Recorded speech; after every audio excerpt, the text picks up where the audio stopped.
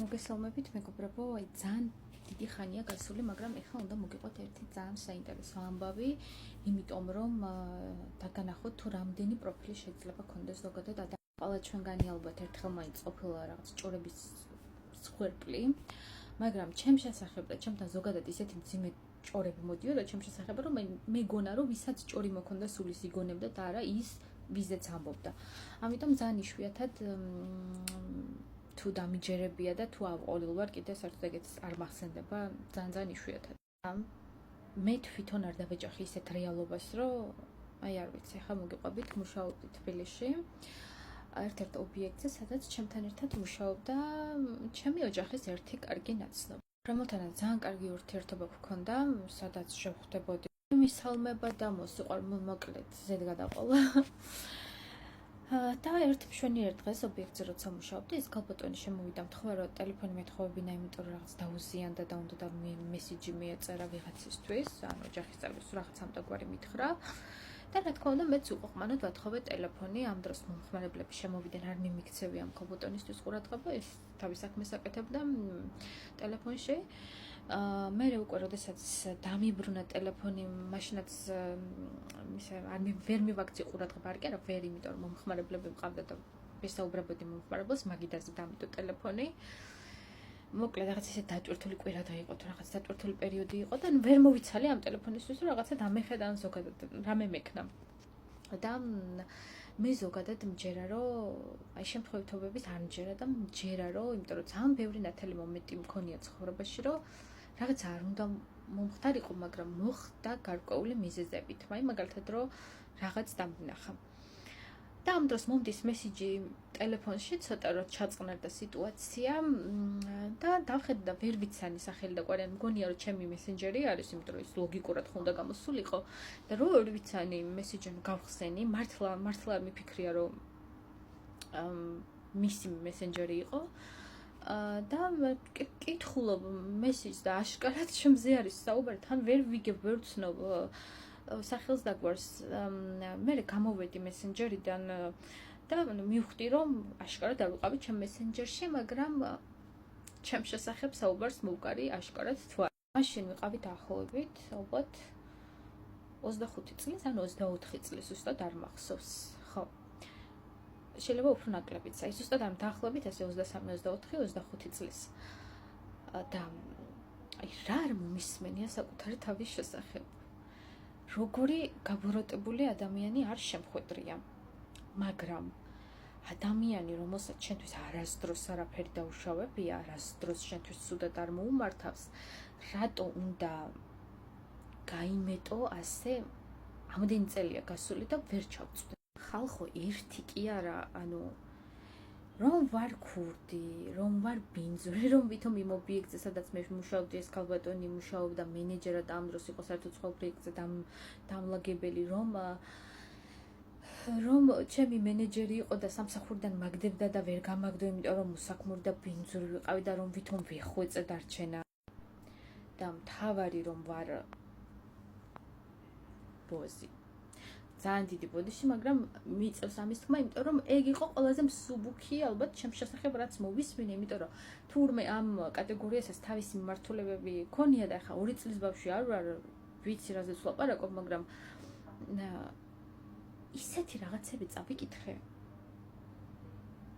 ანუ ახსნაც რო არ ვიცოდი რა არის ნიშნავს. ყველაზე საინტერესო ის არის, რომ ეს ქალბატონი მე თვეების განმავლობაში მიყურებდა, როგორ თავაუწევლად მუშაობდი. ოღონდ მართლა. და როგორ წვალობდი და აი სახლი სამსახური, აი რიგები მედგა ხოლმე, რაღაცა ახალგაზრდა გოგოს რო ნახავენ და რაღაცა გეპრანჭებიან და რაღაცა ცდილობენ ყურადღება მიიქციონ და აი არავის როზე და არ ვუყურე.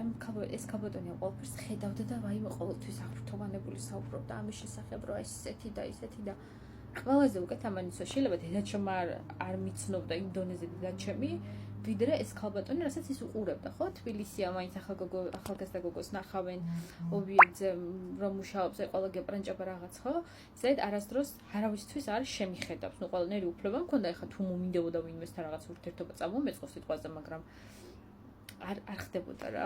მე იქ წავიკითხე ეს თან რა არის იცი ყველაზე მთავარი რომ ეს ადამიანი ამ მესიჯებს უგზავნი და ჩემ შესახებ ესაუბრება და ადამიანს რომელიც არც კი მისნობდა თავის საყვარელს რომლის მისამართაც ვერ გავიგე რა ინტერესი ქონდა რომ ესე ამ დონეზე არ ამოვესვარე ტალახში ხალბატონს ყავს ძალიან კარგი ოჯახი და მიუღრე და პირველი ისე გამწარდი ამოვსქრინე ეს ყველაფერი ცხელგულზე და ვფიქრობ ეხლა რომ ჯერ ქმარს უთხრა და მერე ვათრიო თუ ჯერ ვათრიო და მერე ვუთხრა ქმარს ამ ქმარს მერე რაღაცა დრამებს უდგამდა და ფულებს აგზავნინებდა იმის გამო რომ რაღაცა საყვარლის ბოტასები და რაღაცები იყი და მოკლედ ჩემ თვალწინ ტრიალებს სრული კოშმარი და ძალიან ცუდი რაღაცის შემსწრე გავხდი ისაც ყველაზე მეტად მიჭირს გადაწყვეტილების მიღება და ყველაზე დაბნეული ვარ და ყველაზე მეტად ნერვიულობ, ანუ ეგ ის სიტყვა არ იყო, რაც იმ მომენტში შემფრა, აი შინაგანად გავქვაბდი, გამეყინა სხეული დედას ქიფიცებით.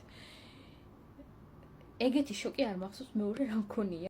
რაღაც ცეცხლივით რო შეგენთება ეს სიბრაზის და სიმწრის გრძნობა, რომ ეს ვის უბედავს და მართლა იმას ვფიქრობდი, ჯერ მეთრია თმები და მერე მისი ოჯახისთვის დამერეკა თუ ჯერ ოჯახისთვის დამერეკა და მერე მეთრია.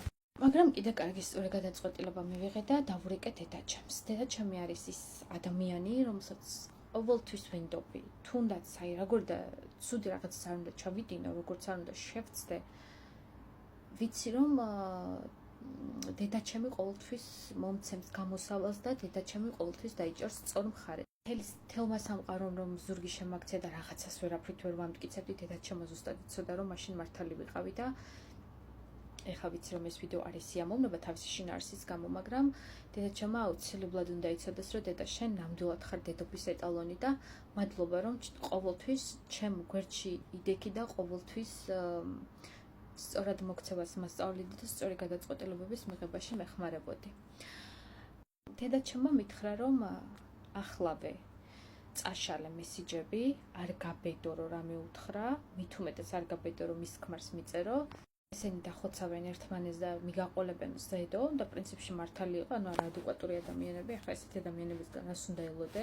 შის მომენტი ნამდვილად არ მქონია, მაგრამ მქონდა იმის მომენტი, რომ რაღაცა ეს ქმარი რაღაცა დახოცავდა თუ მოკლავდა თუ ჩახოცავდა ამათ და ნამდვილად არ მიდოდა ვიღაცის ტრაგედიის მიზეზი გამხდარიყავ. то გადავწყვიტე ახლა ამ ამბის მოყლა ამდენი წელია და გეფიცებით დღემდე იგივე შოკი მაქვს, მაგრამ ეხლა მეცინება ამ ყველაფერზე. რაღაცას სადღაც ვიღაცა უქნა რა უმაქნის. პრინციპში ადამიანს ჩემთვის მამაკაც გულისხმობს, რომელსაც უყვებოდა, ჩემთვის ხა არაფერი არ დაუშავებია, მაგრამ ვიღაცა სადღაც რაღაცა გონი ვარ, რაღაცა ყველაზე უკანასკნელი არსება და არასასიამოვნოა ეხა, მაგრამ აი დიდად რომ დარდობ თქო მაგას და ვერც მაგას ვერ მოგატყუებ. უბრალოდ ჩემთვის გამოცანად რჩება რომ საერთოდ რა გაიძულებთ რომ იყოთ აი ესეთი ადამიანები.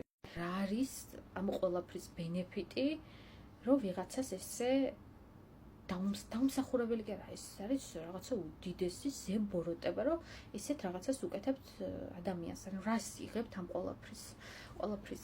მე იმას გეტყოდით, ვინც აღმოჩენილ ხარ ჩემს მდგომარეობაში და ვიზაც არასწორად რაღაც ულაპარაკიათ, რომ ესეთი ადამიანები ნერვიულობად არ ღირან და ზოგადად არ არსებობს, აი მართლა არ არსებობს, რომ სამყაროში ესეთ რაღაცები დაიკარგოს და ვიღაცის მიმართ ესეთ დიდ შავ ცუდ ენერგიას რო უშვებ, ის ენერგია მოივლის თუნდაც თელ დედამიწას და აუცილებლად დაგიბრუნდებათ. აი ამის მერე მე კიდე ბევრჯერ შევხვდი ამ ადამიანს, რომელიც ჩვეულებრივად იდგა და მიღიმოდა და მესიყვარლებოდა და მეფერებოდა და აი ალბათ შევხვედრიათ ესეთი ფრაზა, რომ დუმხარ, ფიქრობ და გიკვირს.